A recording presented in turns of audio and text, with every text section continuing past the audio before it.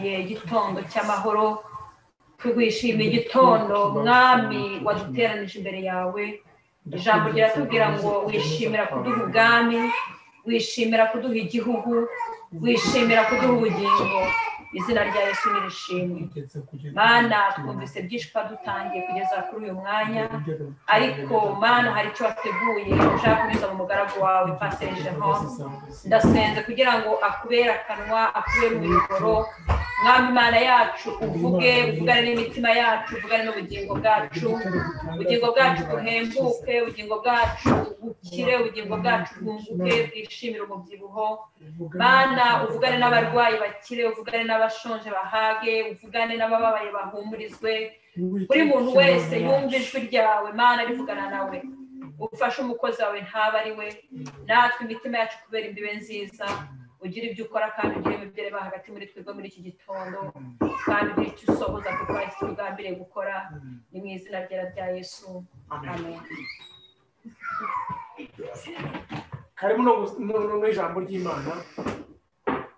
Yesu ashimwe. Yesu ashimwe cyane. Azajya haboneka umwe avuge amen.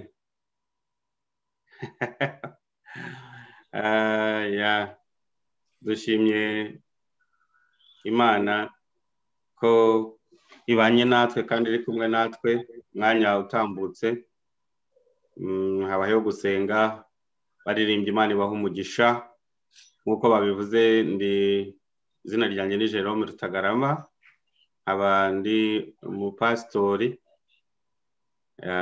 nkunda kubisubiramo ko ntabwo nitwa pastor ahubwo mfite amazina ariko nkaba n'umupastori arabavuga ngo nitwa pastor. Dushima Imana rero yatugiriye neza twemera ko ari twebwe dubona aka kanya uyu munsi wo kugira ngo tuganire. Madamu yanyigishije akantu keza muri iyi minsi hari igihe namubwiye ngo ni wowe wigisha arampakanira tegese njya nigisha tugenda ganira ati ko kwigisha birakomeye.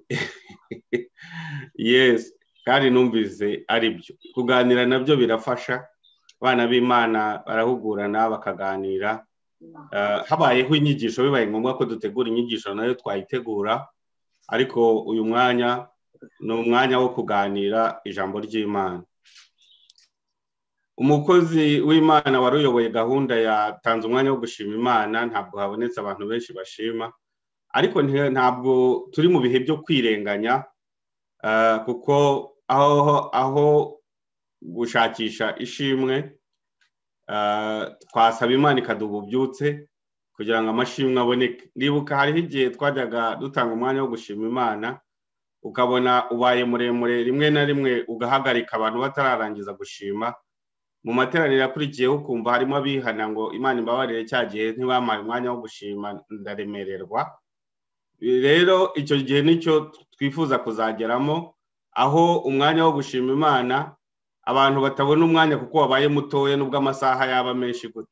Rero igihe noneho baduha umwanya wo gushima n'iminota 2 ntiyagire ubibona ntabwo twakwirenganya iriko ko twemera ko tumeza aho itorero riri muri iyi minsi.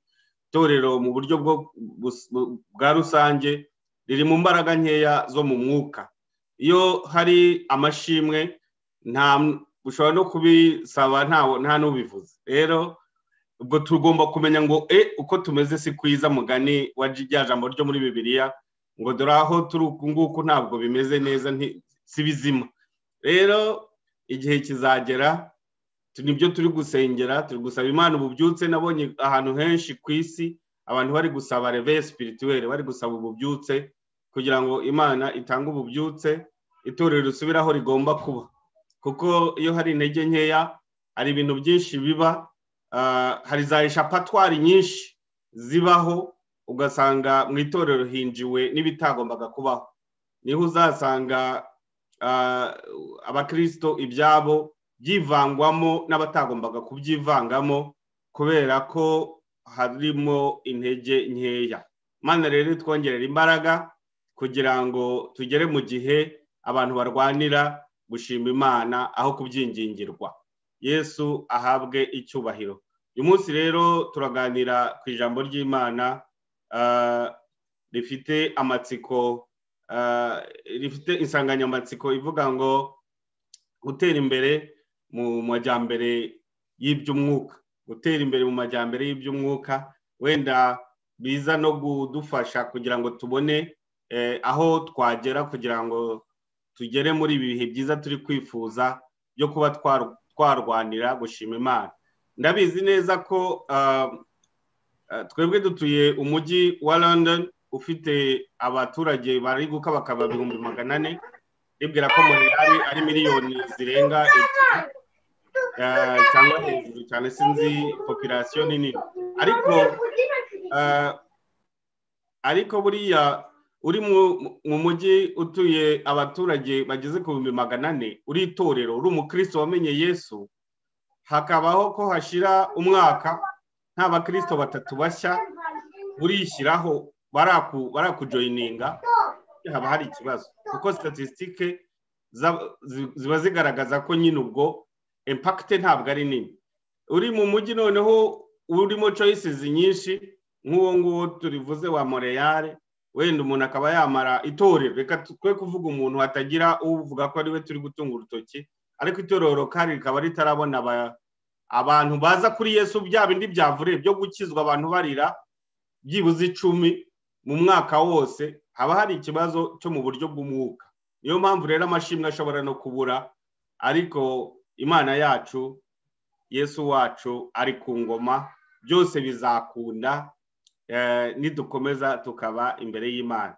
Gutera imbere mu buryo bw'umwuka, iterambere ryo mu mwuka, Imana idufashe cyane kandi tugire neza. Turasoma amagambo ari mu Baheburayo igice cya 6 guhera ku murongo wa mbere. Abaheburayo igice cya 6 duhereye ku murongo wa mbere. Hagize uhabona yadusomera, nanjye ndabifite imbere yanjye, ariko biba ari byiza ko twese abashoboye gukora bose bakora, kugira ngo turusheho gufashanya, kuko twavuze ko ari ukuganira. Imana idufashe. Baheburayo igice cya 6 guhera ku murongo wa mbere kugeza ku murongo wa 2.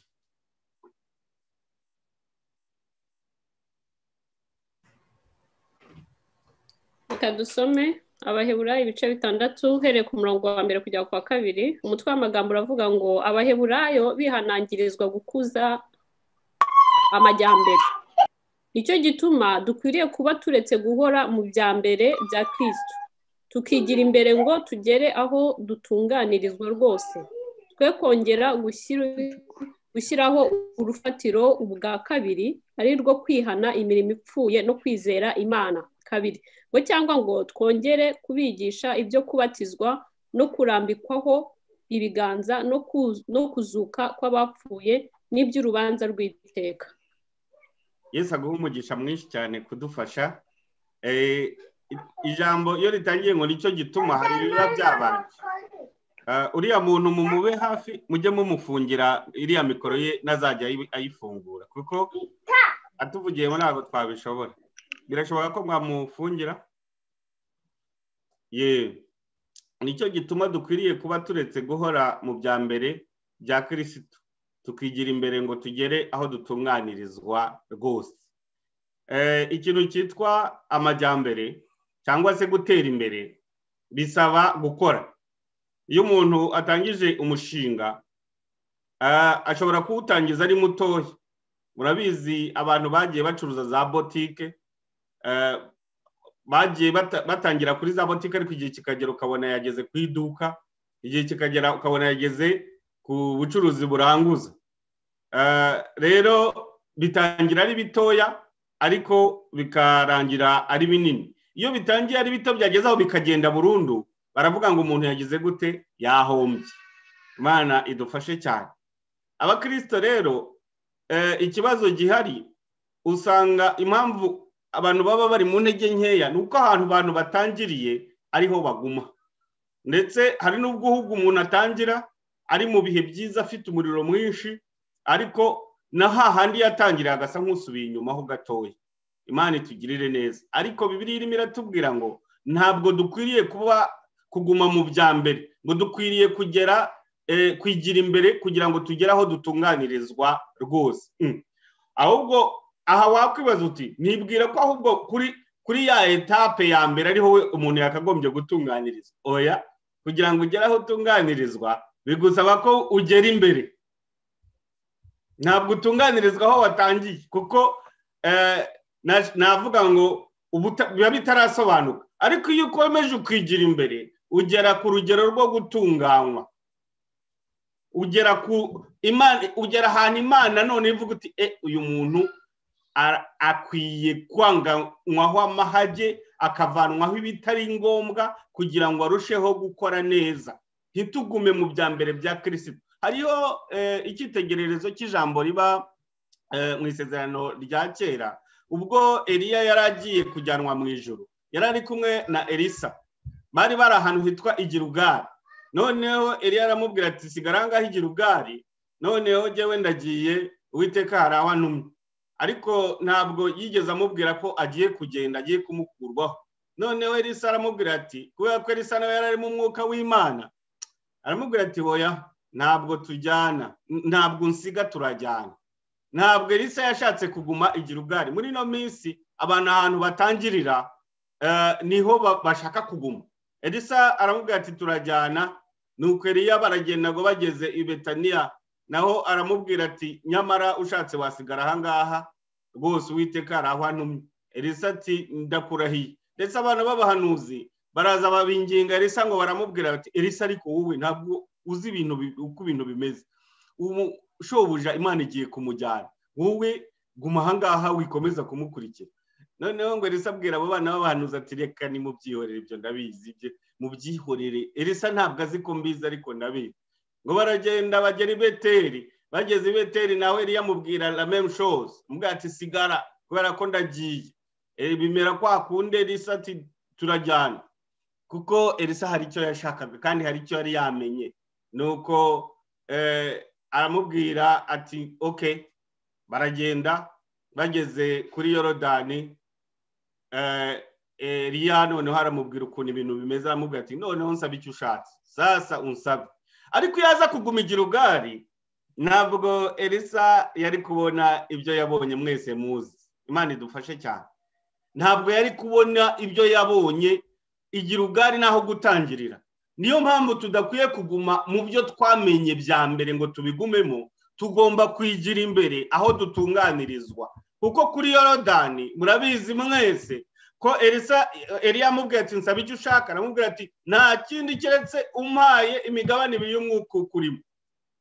Kuko niyo asaba umugabane umwe akawusaba inshuro imwe y'umwuka uri muri Eliya nawe wari uhagije. Ariko ndavuga ati waya kabisa, ibyo bitangaza wakoze ndabizi, wisha abahanuzi ba Bayali ndabizi, ibyo ngibyo wakoze ibintu byinshi cyane, ibyo wakoze byose ndabizi, ariko nge ndashaka kuzakora ibirenze. Haleluya. Yagize ibyifuzo byiza, ndashaka inshuro ebyiri. Ndaramubwira ati icyo usabye kirakomeye, ariko numbona ngukuweho undebe cyane untumbire. Imana idufashe. Murabizi ko byagenze ni birebire. Yaje kubuha umwitero we, ndetse yaje kubasha gusubira inyuma akoresheje imbaraga z'umwuka wera zari ziri muri Eliya zikubye kabiri. Kandi murabizi ibintu Elisa yakoze byari byinshi, yakoze ibintu bikomeye kubera ko yari afite icyo yashakaga. Iyo aguma Igirugari ntabwo yari kubibona. Haleluya. Abantu benshi bibera Igirugari. Igirugari haruzuye. Igirugari hari abantu benshi banze kuhava byuze ngo bigire imbere bagere na Betaniya basi. Noneho se kandi twari dukwiye kuva Igirugari tukavayo, Betaniya tukavayo, Beteli tukavayo, tukagera kuri Yorodani bene data aho dutunganirizwa rwose. Elisa yaje gukora murabizi, hari aho yageze baramuga bati dore umudugudu wacu kumeze, amazi yaho ararura nubwo umudugudu usa neza, inka zirayanywa zikaramburura, abamama bayanywa inda zikavamo, kubyara ntibikunde. None dutabare kuko umwuka mwinshi w'Imana wari uri muri we. Aravuga ati nimumereze imperezo n'umunyu, asuka mu mazi, amazi arahumanuka, abamama ntibongera gukuramo inda, inka ntizongera kuramburura. Agera ahantu hamwe baramubwira bati abana barashaka kurya, ariko abagiye gusoroma imboga basoromamo n'imitanga, none imboga zirarura, nazazisukamo ibizirihumanura zireka kurura, abantu bararya barahaga. Igihe kiragera abana b'abahanuzi ngo baramubwira bati reba aho dutuye, reba aho dutuye Elisa we hamaze kuba hatoya turi benshi yari afite ishuri ryo kwigisha abahanuzi nuko abana b'abahanuzi baramubwira ati aho turi ni hatoya turashaka ko haguka ariko se hakwaguka gute tutahaguye ngo baramwinginga baramubwira bati ndi kuvuga ku by'amajyambere yo mu mwuka mwene data amajyambere yo mu mwuka araharanirwa amajyambere yo mu mwuka ntabwo aza ngo atwiture hejuru tugomba guharanira ku buryo tugera mu majyambere tukava mu byambere bya Kristo tukava aho dutangirira igirugari tukagera kuri Yorodani ngo abana baramwinginga baramubwira bati duha uruhushya tujye mu ishyamba gutema ibiti maze tuze twubake kuko aho dutuye habaye hatoya bene data umunsi twabashije gusaba Imana ngo tujye gutema ibiti twubaka aho dutuye kuko habaye hatoya ntabwo bazatubwira gushima Imana ngo tubure ibyo dushima tuzaba tubifite haleluya Yesu nashimwe cyane muri kino gihe tugezemo ibintu turi kwigira reka mvuge ngo ibyo turi kwigira birababaje navuga reka tuvuge abantu bari muri diaspora abantu bari mu mahanga twebwe Imana yagiriye neza tukaza mu mahanga bene da nta muntu n'umwe wiganyira iby'amashuri y'abana muri twebwe abari muri ano mahanga nta muntu n'umwe wiganyira ibyo kuriha inzu nubwo umuntu ashobora kubona rent bimugoye ariko uko byagenda kose umuntu arayibona nta muntu wiganyira ibiryo ariko tugira gutya tukatelefona babandi twasize inyuma baburaye cyangwa batazi niba bari burye babuze icyo bishyurira abana babo babuze renti uko bishyura inzu batuyemo twabwira ngo nimujye kudusengera Imana ngo mutugire ku musozi ngo reka turabahita iki kuko uzi ko numwoherereza 10,000 by'amanyarwanda ntacyo biri butware finance zawe 10,000 ntacyo zigutwara ngo naje kugusengera kuko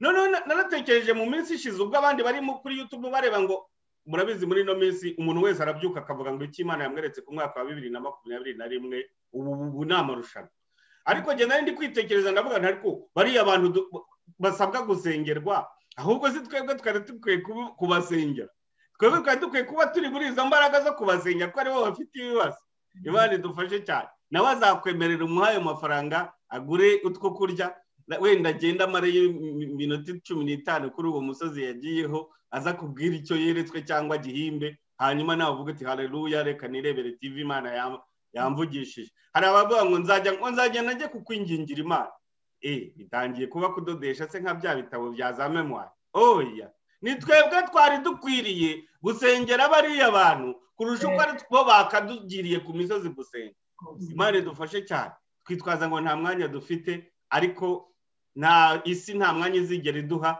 ni twebwe tugomba kuwushaka Imana idufashe cyane kandi Imana itugirire neza ntabwo tuzabasha kugera Yorodani igihe cyose tuzaba turi gusaba abantu ngo twingingire gusengerwa si bibi ariko ngira ngo nkubwire ngo umuntu ni ukwiye kubanza kwiyingingira bariya abantu baradukeneye mu buryo bw'umwuka kurusha uko twe tubakeneye ariko siko tubizi tuzi ngo nibo bahambaye bafite ibihe byiza bafite umwanya wo gusenga oya bafite ibibagoye bakeneye twebwe kurusha uko twebwe twakabakenera reka dusome ijambo ry'Imana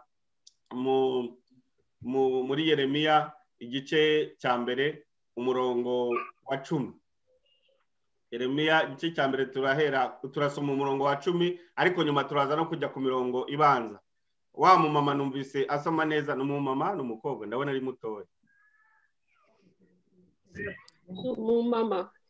umumama rwose ariko Imana nyine yihereye ubwiza kugira ngo n'umukobwa sawa rero ngaho mama dusomere umurongo wa 10 wo muri Yeremiya igice cya mbere turebe niki dukwiye gukora bene data twakora iki inshingano yacu ni yihe Yeremiya igice cya mbere ku murongo wa 10 yego aranditse ngo dore ngushyiriye hejuru y'amahanga n'ibihugu by'abami kurandura no gusenya no kurimbura no kubaka no gutera imbuto somuhereye inyuma somuhereye ku murongo ako ko gutera imbuto usubira inyuma hanyuma nanone twumve mbere ku murongo wa kangahe uwo murongo wa 10 aho kuwusoma utangira usoma uhereye aho urangirira okay kubaka no gutera imbuto kurimbura no kubika kurandura no gusenya ntushaka rekeraho nibyo nashakaga Yeah. murebe ariya magambo ukuntu akurikiranye Imana ngo igushyiriyeho iki hejuru kandi ngo y'ibihugu igushyiriyeho kurandura gusenya kurimbura kubika kubaka no gutera imbuto naravuze nti kubera iki aya magambo ari muri ubu buryo muri iyi logique iri muri iyo suite iri logique kubera iki ari ukunguku bimeze kurandura gusenya kurimbura kubika kubaka gutera imbuto Olivier kubera ko wari umwubatsi murabizi mwese nubwo tutabyize twese we yarabyize buriya mu kubaka inzu abahanga bavuga ko fondation etape ya fondation ariyo itinda abantu batinda muri fondation batinda mu kubona aho bazashyira inzu kubera iki haba hagomba kubaho daboro kwiga ubwo butaka nimba inzu ushaka gushyiramo izabasha kuhaba no kutahagirira ikibazo iyo umaze kubona ko bikunda urebye eta y'ubutaka habaho noneho gutangira kurandura gutema ibiti bihari kubirimbura dukoresha derasine kuderasina n'imizi ikavamo igashiramo kuko umuzi usigaye mushobora kuzasenya inzu ugomba kumekinga shuwa ukavuga uti nta kintu gisigaye ahantu atari ubutaka Imana idufashe cyane habaho rero kurandura ibi bigomba kurandurwa bikavamo ariko n'ibigomba kurimburwa bikavamo kuko kurandura biroroshye iyo twebwe twabaye mu byaro hari igihe twabagaraga ibishyimbo iyo bagara ibishyimbo hari ibintu ushobora kurandura n'intoki bigakunda ariko hari n'ibindi ukenera isuka kugira ngo ubirimbure n'imizi bivemo kugira ngo bitabuza imyaka yawe kwera Imana idufashe cyane kandi Imana itugirire neza rero iriya inzu kugira ngo abantu bashobora no kunyuraho bakavuga akababana igihe batangiriye basize ikibanza bakora fondasiyo iyi nzu barahombye babuze amafaranga yo gukomeza kubaka ariko nyirinzu arashaka iki arashaka neza kumenya ko inzu agiye kuhahagarika izaba ari inzu ikomeye itazasenyuka Imana idufashe cyane kandi Imana itugirire neza ntabwo ashaka kuhaguruka ngo ntabwo ashaka kuvigira ubwari yirukanka atabanje kugira ibyo amenya ngo azagere kuri Yorodani atazi icyo agomba gukora rero Imana yacu nitugirire neza tumenye uko tugomba gutegura uru rugendo rwacu tumenye uko tugomba gutegura uko dukorana n'Imana ijambo ryatubwiye ngo kujya ngo ni amajyambere ni ugukuza amajyambere ngo kw'abaheburayo bene data natwe tugomba gukuza amajyambere iyo rero fondasiyo imaze kuboneka kandi fondasiyo bigaragara ko ikomeye ntabwo nanone bucya bahita bubaka bayiha nk'icyumweru ikabanza ikagira gute igakomera Bwana sifiwe ikabanza ukavuga ngo ibyo ngiye kubaka nzi ko ngiye kubyubakira ahantu hakomeye buriya uruvu runtera ubwoba cyane kubera ko uruvu 100% rusa nkaho rwagiye uzi mu kanya rukaba rwari urukirisitu ejo rukaba rwabaye rupagani ejo rukaba rwabaye urukiristo n'urupagani at the same time mbese uruvu ni ikintu kibi cyane kubera ko rwo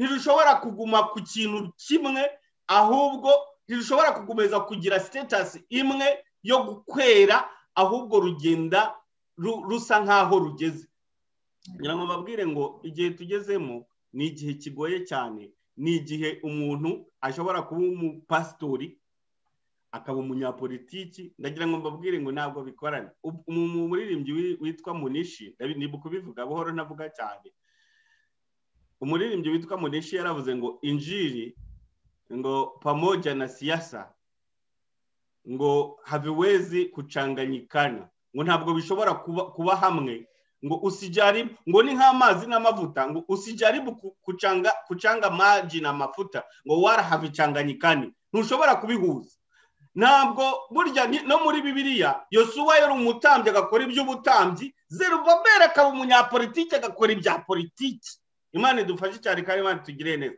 muri minsi barakubwira ko ushobora kubifatanya at the same time no si kibazo si bibi ko we wihebera Imana kubera iki se abakatolika bavuze ngo ni ikigo cy'abihaye imana ngo cy'abihebeye imana. Kwiha imana rero ntaho biba bihuriye no kwiha ibindi bintu. Bariya abandi ushobora gukorana nabo mu buryo bwo kubasengera kugira ngo imana ibagirire neza, izana amahoro mu gihugu, bagira ubwenge bwo kuyobora abantu, ariko ntabwo wajya gukora imirimo yabo ngo nurangiza uze no kuba umutambyi. Nibyo nahoze mvuga ngo abakristo kubera kugumigira kubigira ugari no kutigira imbere hato ngo bamenye icyo Imana ishaka, batumye leta yinjira mu bintu byabo ikanabadigita ibyo bagomba gukora. Kubera iki? Fondasiyo ntabwo bazi icyo bagomba gukora. Bibiliya irimo ratubwira ngo dore ngushyiriye hejuru y'amahanga n'ibihugu by'abami kurandura. Bene data, tugomba kurandura, hakabaho gutandukana, abantu bakabibona ko watandukanye. Ariko wari uzi ko ab'isi bashobora kumenya abantu batarakizwa, baba bazi umuntu ukijijwe neza n'udakijijwe neza, barabizi tu akabatebana kanaka tubona yaramaramaje, ariko uri yawe wapi kabisa. Oya ndabyibuka rimwe muri 1993 ubwo twari muri university iruhande, abantu twasangiraga inzoga mbere yuko nkizwa ko nakijijwe muri 93 mu kwezi kwa mbere. Ariko abo twasangiraga mbere baravuga bati kanaka, bavuga bati jewe yarakijijwe kabisa. Ariko reka mvuge izina rye kuko ntimumuzi. Ariko Fanueli wapi, kuko ajya mu rusengero akaza tukamusanga tukajyana no muri boîte no mu mafilimi. Bivuga ngo baba babizi uwakijijwe n'utarakijijwe baba bamuzi. Nagira ngo nkubwire ngo gukizwa n'ukurandura, warangiza ukarimbura, warangiza ugasenya, warangiza ukubika. Izo ni etape zigomba kubaho ku mukirisitu kugira ngo ageze ku rugero noneho rwo kugira gute gutangira kubaka. Haleluya. Ntushobora cyagena mu bwenge ahera inyuma soma, ntibishoboka biri. Ntabwo wahera inyuma ngo bikunde. Hagomba kubaho kurandura, kurimbura, gusenya, kubika. Ibyo bintu bine iyo birangije, umaze kubirangiza neza, utangira no ufite none ugeze ku rwego n'imbaraga zo kubaka no gutera imbuto. Bwana sifiwe sana. Ariko muri no minsi tugezemo abantu bahera baratangira bagatera imbuto kabisa. Ihuze kugira ngo umuntu hariho joke izivuga ngo umuntu wabuze akazi nongasha burakazi gute ko kanaka ntimwiganye, ubona atari umupasiteri, ntafite itorero. Nimba utari kubona akazi muri leta, washinze itorero, washinze idini. Urumva? Ubwo sanga abantu bari kugira bari washinze idini kuko amaturo azaboneka. Urabura akazi gute kuzi kuvuga uri eloka? Warebye ukuntu washinga idini. Abantu bagatangira bagatera bakubaka batarigeze barimbura ngo barandure, bubike, basenye. Ibyo birahari. Imana yacu tugirire neza. Ariko twebwe ikidukwiriye nukurandura, kurimbura, gusenya, kubika, then tugatangira kubaka. Niyo mpamvu rero ntibibatangaze ko batubwira ngo dushime Imana tukabura icyo dushima. Nuko hari intege nkeya. Ubwo hari bitararanduka, ubwo hari bitararimbuka, hari bitarasenyuka, hari bitarubikwa. Nitumara kubyubika byose ziriya etape nke tuzirangije, tuzashima Imana. Bwana sifiwe. Amen, amen. Ntabwo bazakubwira ngo ushime Imana ngo buri icyo uvuga. Ibyo ndi kubabwira hari ubwo njya nigisha abantu narangiza mu bihana nanjye nkajyamo, kuko abantu bajya bavuga ngo ariko se ngo umuntu wabwirije ngo ntabwo yihana. Ubuzwa ze nigeze madi kubwiriza ngeze ijambo ry'Imana nirinza aho nshobora kurivuga, ariko nkumva natsinzwe. Hanjye nkihana. Yego. Kwihana tukihana imbere y'Imana tugasaba ngo Mana dufashe etape nke, ntabwo turi kuzuzuza kugira ngo tugere ku rwego rwo kubaka. Imana idufashe. Hari ijambo rikomeye cyane riba muri mu itangiriro je pense, ariko no muri Matayo na Luka ngo aho intumbi iri ngo niwe inkongoro ziteranira. Burya ibisiga bijya ahantu byumvise intumbi yanutse bikagenda bikayirya kuko byayumvise. Nagira ngo mbabwire ngo bene data, nitugira impumuro ihumurira ab'isi bakumva koko bihumura cyane batabasha kwihangana, bazaza aho turi. Impamvu bataza se niyi, nuko bataza aho dutuye se. Nuko covid irakomera bakarira cyane, natwe tukarira cyane. solisiyo zirabura tukabona ko twazibuze nabo bakabona natwe twazibuze, amaganya yacu bakayabona nk'uko nabo baganya, sometimes wenda tukanabarusha cyangwa tukabikopeshaho. Imana itugirire neza kandi Imana idufashe, nitunganya ziriya etape uko ari enye tukazigenza neza tukazikora uko bikwiriye, nagira ngo nkubwire itorero rizakora ibyo rigomba gukora. Yesu yarantangaje cyane ubwo abigishwa bazaga bakamubwira, bari bari ahantu ari kwigisha abantu, noneho abigishwa bashaka kumurusha geography da, baramubwira bati Yesu rero ahantu turi ni mu butayu, aho ureba bano bantu buzuye ni mu butayu, nta kintu gihari, nta n'iduka riri hano hafi cyane, abantu barashonje, tere byabaye mu masaha 7 n'igice 8, abantu barashonje basezerewe batahe bagiye kurya. Imana idugirire neza. Ngo Yesu ngo arababwira ati no, abari mwe mu bagaburire. Hey, bega challenge, nta kintu bari bifite, intumwa nta kintu zari zifite habe na gatoya. Aravuga ngo bari mwe mu bagaburire, biri muri Matayo, muri Mariko no muri Luka no muri Yohana, muri Evangeli zose uko ari enye ayo magambo arimo. Gusa muri Yohana harimo uburyo butandukanye nkunda cyane. Yesu ashimwe. Ngo baramubwira bati reka da, noneho muri Yohana ho arababwira ngo yarabagerageraho gati si aba bantu turabagaburira iki, ngo ariko yabibabwiye kuko yashaka kubagerageza. Uwitwa Filipo ngo arahaguruka aravuga ati Mwami Yesu Kristo, ndagira ngo nkubwire ngo niyo umuntu yagenda akagura imitsima y'amadenariyo, nimba amadenariyo 200, ngo ntabwo byabakwira ngo niyo umuntu yaryaho gato. Noneho ku ruhande hari undi mugabo mwiza cyane nkunda witwa Ndereya, ngabwira ngo aravuga ati no, hano hari agahungu nabonye gafite udutsima ufite utugati n'udufi, ariko rero nabyo ni biki. At least aho Ndereya rutanira na Filipo, nibwira kwe Ndereya yari yaramaze gukora etape 3, yari yaramaze kurandura no gusenya no kubika, ariko yari atararimbura, kubera ko kwizera kwe nawe ntabwo kwari kwinshi cyane, ariko kwarutaga kwa Filipo. Imana idufashe cyane. Ariko Yesu anezezwa nuko byibuza Ndereya agaragaje ko hari akantu bafite. Imana yacu ishimwe. Aravuga toke nimba hari utwo tuntu nimwicaza abantu mutunzanire.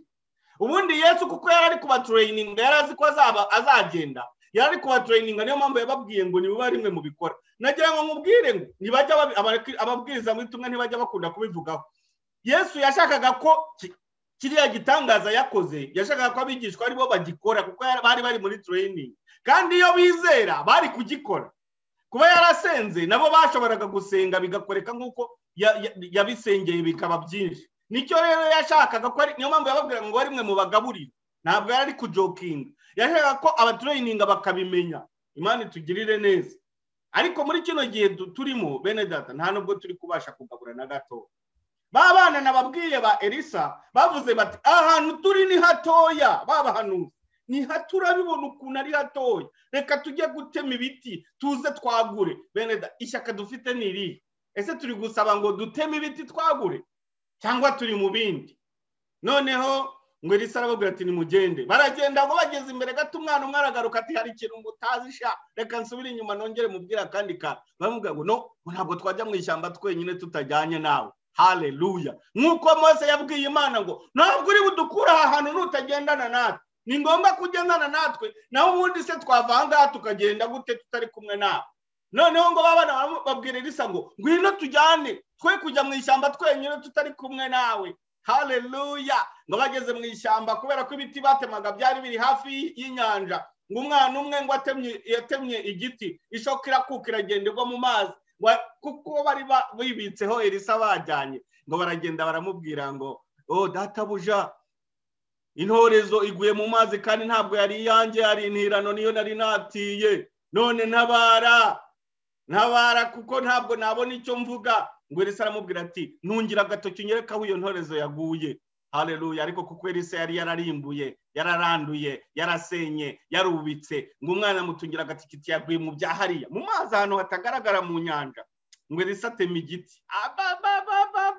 Nagira ngo mbabwire ngo wakora ikintu, watema igiti ugakemura ikibazo. Ngo atema igiti akijugunyaho wa mwana mweretse, ngo ya ntorezo ifatwa n'igiti. Mbasha iyo precision y'umwuka, iyo ni precision spirituelle. igiti ngo akijugunye mu mazi intore zihita ifata kuri cya giti irareremba ngo abwire umwana ngo ngaho intorezo yawe singiriya yisingire. Turi ku ruhe rwego se twebwe? Wakora ibyo se? Ubu ni abantu ubona bataye intorezo zabo mu mazi tukaba tutabafasha kugira ngo tuzivanemo tujugunye igiti ziveyo. Barahari benshi ariko aho kugira ngo tudabafashe turashaka ko aribo badufasha kandi deja intorezo zabo zaramaze kugwa mu mazi.